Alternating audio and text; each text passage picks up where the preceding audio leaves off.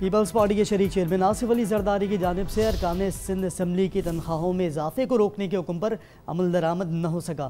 Dawn news کی خبر کے مطابق ارکان سندھ اسمبلی کی تنخواہوں میں اضافہ قانون سازی کے ذریعے کیا گیا ہے اور اسے ختم کرنے کے لیے بھی ترمیم لانی ہوگی۔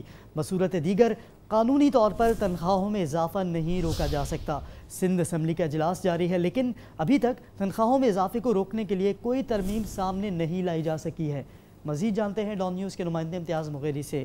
امتیاز، ڈان نیوز تو پہلے ہی نشاندہی کر چکا تھا کہ تنخواہوں میں اضافہ ختم کرنا قانون سازی کے بغیر ممکن نہیں، تو اب تک کوئی پیش رفت کیوں نہ ہو سکی؟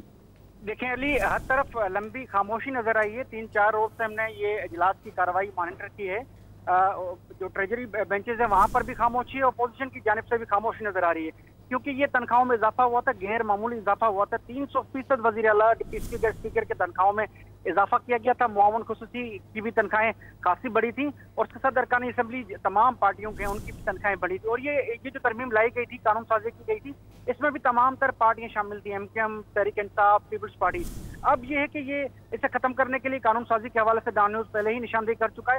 یہ 3-4 روز گزرے ہیں، سابق صدر آصف زرداری کے جو احکامات ہیں وہ ہوا میں اڑا دیے گئے ہیں، اس پہ عمل درآمد نہیں ہو رہا۔ آصف علی زرداری نے یہ بیان دیا تھا کہ ملک کی موجودہ معاشی صورتحال بہتر نہیں ہے، خراب ہے، وہ اجازت نہیں دیتی کتنا غیر معمولی اضافہ تنخواہوں میں کیا جائے۔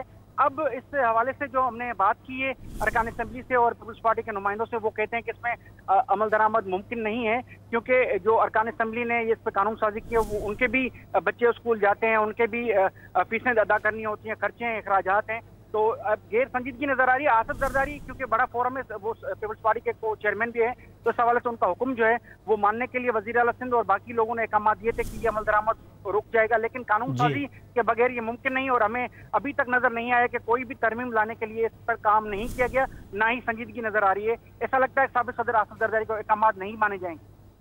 امتیاز، بہت شکریہ آپ کا۔